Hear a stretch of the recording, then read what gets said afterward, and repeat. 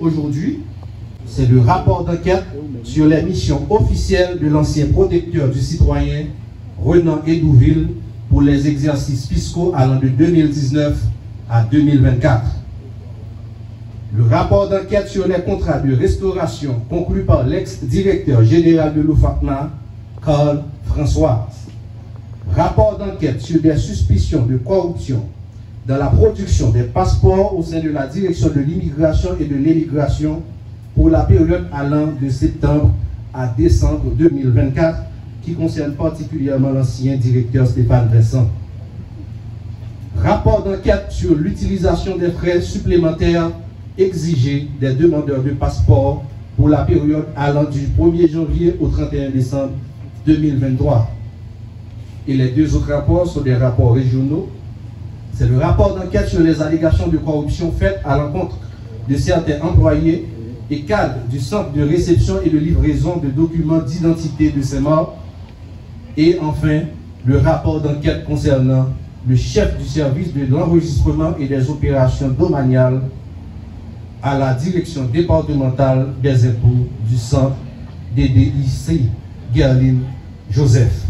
Les opérateurs de la corruption continuent de multiplier les stratégies dans quasiment toutes les sphères de l'État afin de piller, de détourner, de saigner le trésor public avec le même cynisme et la même arrogance que les bandits armés. Que ceci soit clair, de notre lieu à l'UNCC, nous ne faisons aucune différence entre ceux qui nous terrorisent, qui assassinent la population civile, et ceux qui nous volent et qui s'enrichissent illicitement. 6 rapports d'enquête dont les résumés exécutifs sont rendus publics aujourd'hui vont être remis au commissaire du gouvernement. Il s'agit des dossiers de l'ancien directeur général de l'OFACMA, de l'ancien protecteur du citoyen, de l'ancien directeur de l'immigration et de l'émigration, des cadres de la direction de la DIE et des centres de réception et de livraison des documents d'identité et d'autres fonctionnaires dans les régions. Ils sont reprochés des infractions de détournement de biens publics, d'abus de fonction, de passation illégale de marchés publics, de prise illégale d'intérêt, d'entrave au bon fonctionnement de la justice, de concussion, de favoritisme, d'association de malfaiteurs, de faux et usage de faux en écriture publique et d'usurpation de titres. Ces faits graves qui contreviennent aux valeurs sociales protégées ont été minutieusement documentés par nos enquêteurs aguerris, professionnels et compétents.